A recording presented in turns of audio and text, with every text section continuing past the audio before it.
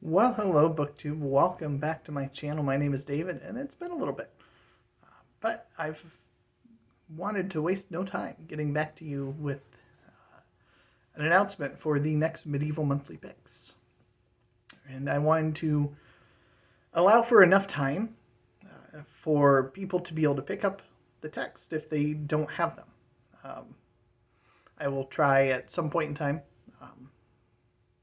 probably in the next week or so, to see if the next one is available for free online, and to add that into the description down below. And as always, you're welcome to reach out to me on Voxer, and I would be happy to make a Voxer group for a Medieval Monthly. There's no pressure to join every month. Even if you're in there, you can just kind of lurk in the shadows on the ones that you're not reading. But I've picked out the next three texts because we've got October, November, December. And I think that you might be interested in the ones that we're going to be talking about. These are all treading off the beaten path, so to speak. You're not going to find the ones that would quickly come to mind. And all three of these are new to me, so I'm excited to get to them. Whereas the September picks for the Norse sagas, I had actually read them previously. And that discussion will hopefully be coming up here later today, if all goes really, really well. So my pick for October is going to be Piers the Ploughman by Landland. And the reason for this is because he was a contemporary of Chaucer. And this text is often mentioned in the same sentence as the Canterbury Tales in Chaucer. But it's not very well known. It's not discussed outside of people talking specifically about medieval texts. So I'm curious to see how this holds up. Now, I do know there's multiple texts of Piers the Plowman. There's an A text, there's a B text. I don't know if there's more beyond that. So let's read the back together. Let's see if we can come up with what particular text we're going to be diving into. This translation is by J.F. Goodrich, but you don't necessarily have to read that same translation. This is, of course, Penguin Classic, an old Penguin Classic. So, Piers the Plowman, the work of an unknown minor cleric of the late 14th century, was perhaps the most widely read work of its day and is now recognized as the great representative English poem of the late Middle Ages. While it offers a vivid picture of 14th century life and is placed firmly in the world of every day, its theme is the pilgrimage of man's soul in search of ultimate truth. Alone among English poets, Landland combines satirical comedy with a rare power of prophecy and vision. So that doesn't tell me which of the texts it is. I bet there is something inside of here that will tell me, though. They would almost have to mention it. So, introduction.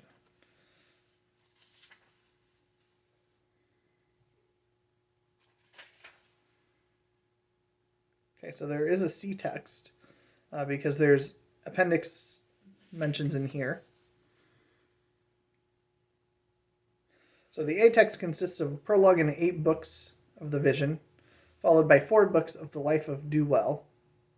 So it ends inconclusively with the dreamer's rejection by learning in Scripture. B text has prologue and 20 books, and the C text, a revised and expanded version of this, prologue and 23 books.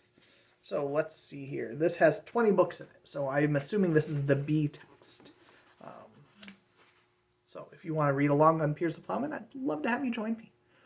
But even if it's just me, you'll have a video sometime in October where I'm going to talk about this. This is this Penguin Classic Edition. Let's skip past the notes and commentary.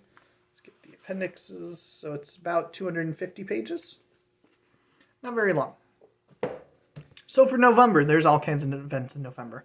And one of them is nonfiction November. So I figured this was a worthy pick for that. And we're going to dive into something nonfiction that was written back in the Middle Ages. So this is 2 Lives of Charlemagne. So this is going to have 2 different biographies, so to speak, of Charlemagne. One by Einhard and one by Notker the Stammerer. So let's see what it says here on the back.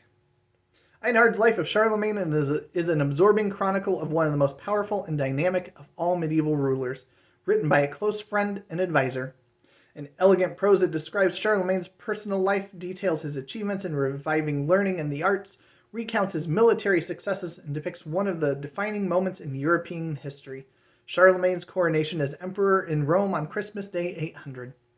By contrast, Notker's account, written some decades after Charlemagne's death, is a collection of anecdotes rather than a presentation of historical facts.